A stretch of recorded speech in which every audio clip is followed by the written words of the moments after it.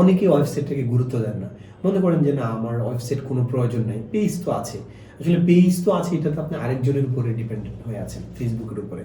Actually Facebook থেকে যেভাবে আমরা অর্ডারগুলো নেই, কাস্টমারের সাথে কথা বলা, অ্যাড্রেস দিন, তারপর অর্ডার কনফার্ম করা, আবার এগুলোকে আলাদা গ্রুপে রাখা, এটা একটা মোটামুটি ভালো একটা জটিল প্রক্রিয়া এবং এটা একটা সময়ের ব্যাপার।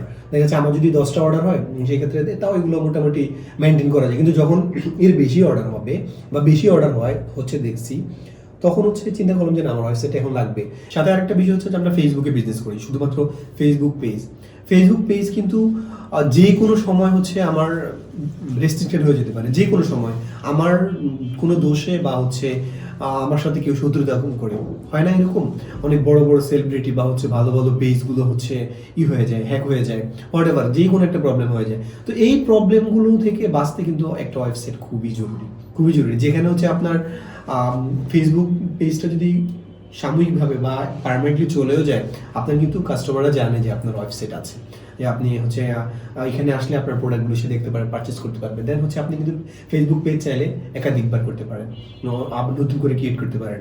আর ওয়েবসাইটটা থাকলে যেটা হবে যে হচ্ছে আপনার পেজ হারানোর ভয়টা থাকলো না, যে হচ্ছে আপনার বিজনেসটা অফ হয়ে যাবে না, আপনার বিজনেসটা কন্টিনিউ চলতে থাকবে। এবং আপনি কিছু, যেমন ফেসবুক পেজে আমাদের অ্যাড কস্টিং সব থেকে যেটা বেশি হয় মান্থলি, যে অ্যাডের একটা কস্টিং। সো ওয়েবসাইটটা থাকলে যেটা হয় যে হচ্ছে আপনার অ্যাডের কস্টিংটা কিছুটা কমানো যায় আমার যেটা মনে হয়।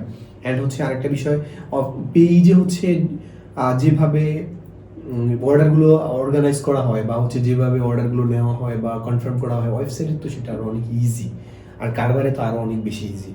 যেটা আপনারা সার্ভিসটা নিলে অথবা ডেমো দেখলেই বুঝতে পারবেন যে কতটা ইজি করে কারবারটা বানানো হয়েছে।